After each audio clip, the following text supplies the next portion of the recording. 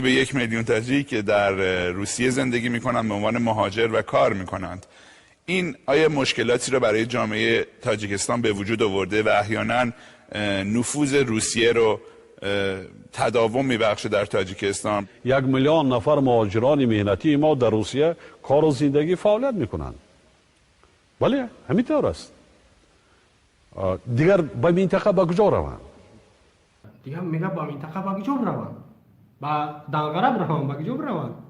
مهاجرت مهنتی این کاتگوری، این پروسس گلوبالی است. من گفتم رقم‌های 5 سال پیش 241 میلیون انسان در جهان در حرکت است.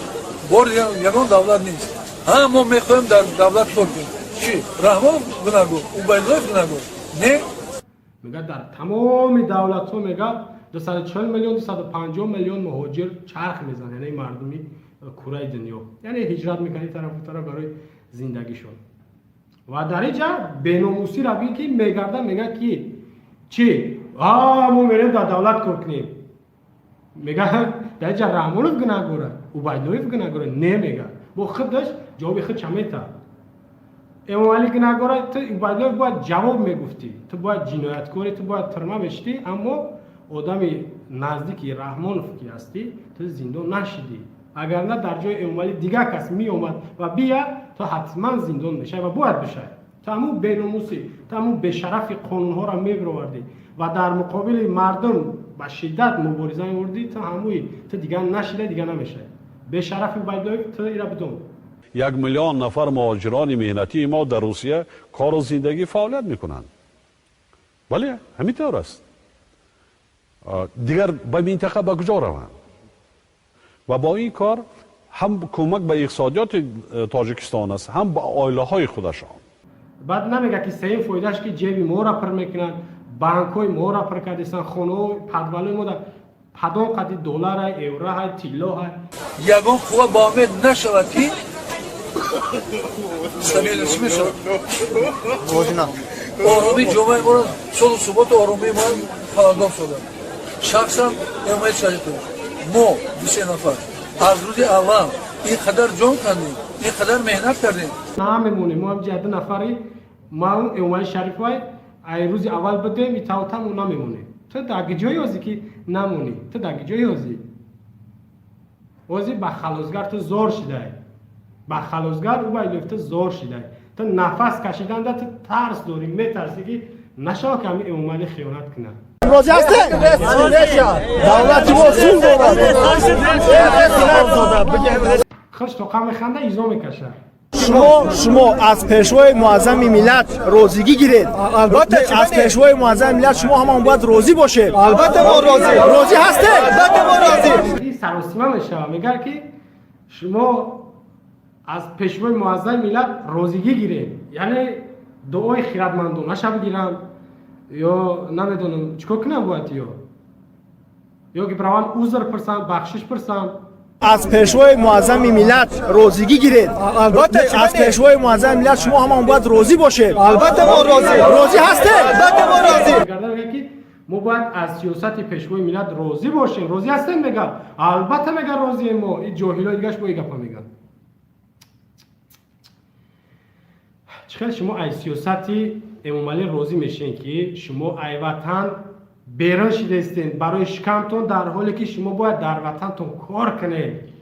از جناب علی راضی هستی؟ البته راضی. من نرخی که بسته برای جناب علی همه یک جا بپیش.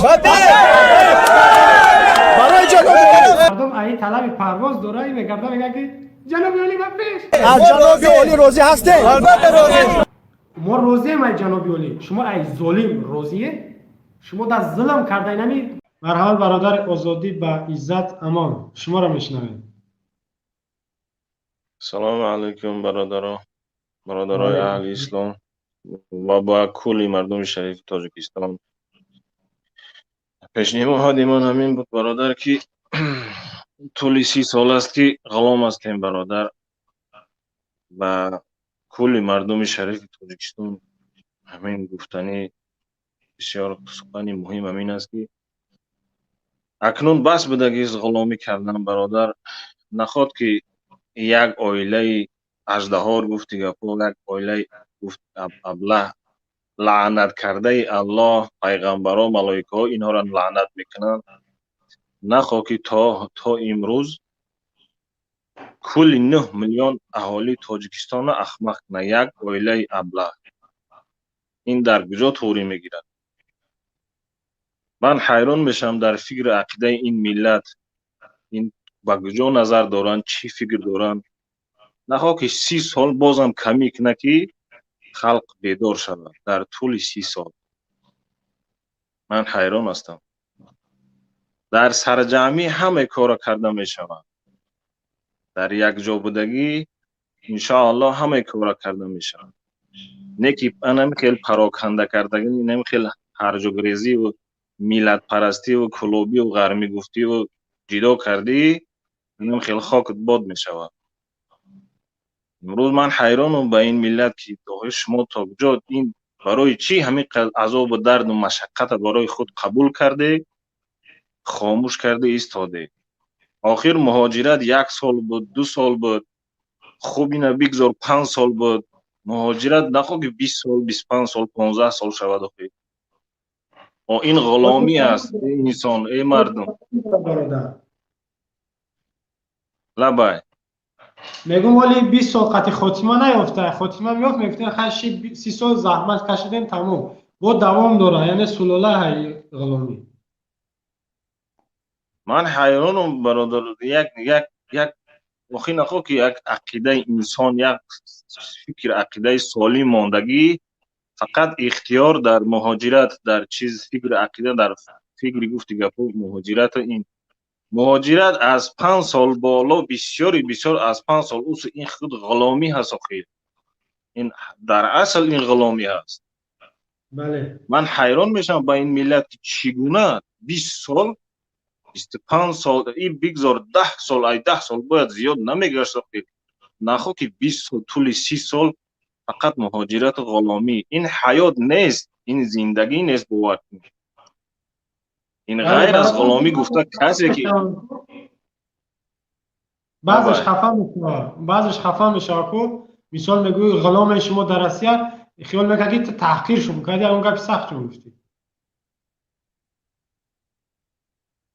کو برادر میگن کو دوست تاوروار و دشمن شکروار میگن برادر. همین است. خنی حق همین خیلی سخته برادر.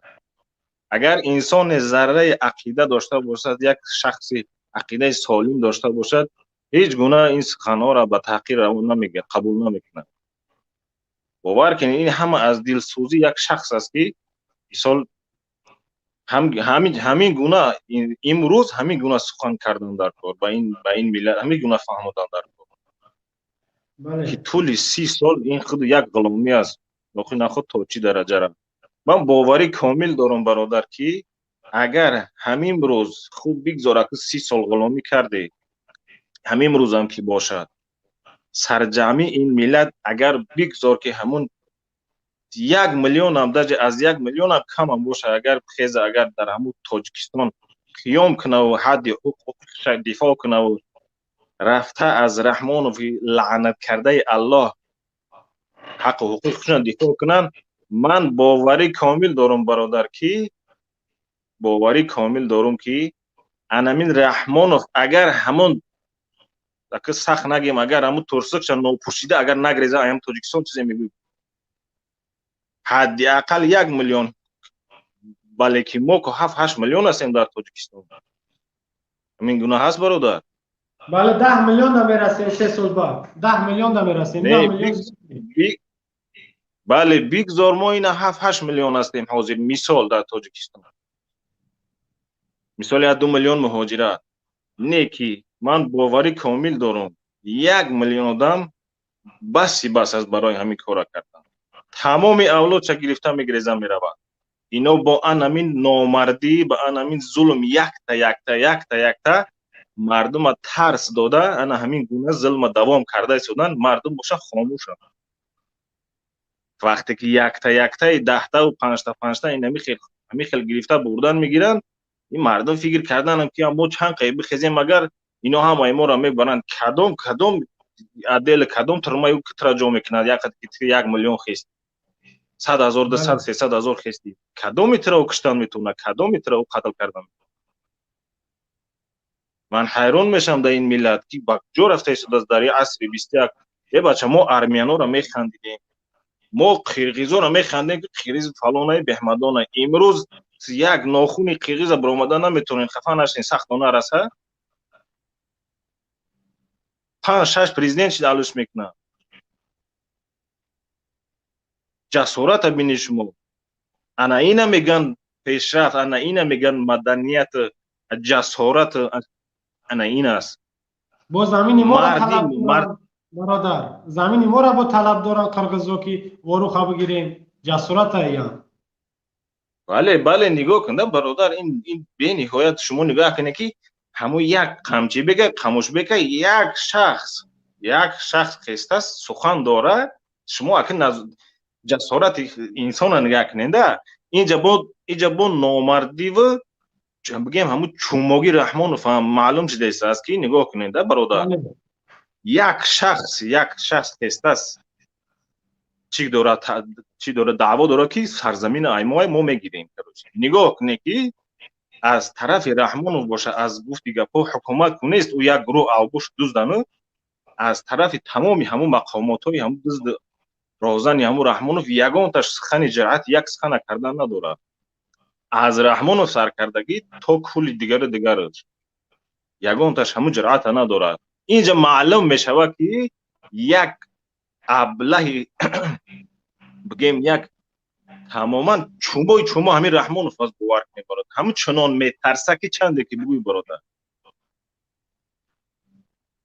дар асл ай ҳама тарсончик шахс ман бовар дорам айнами Раҳмонов аст дар Тоҷикистон.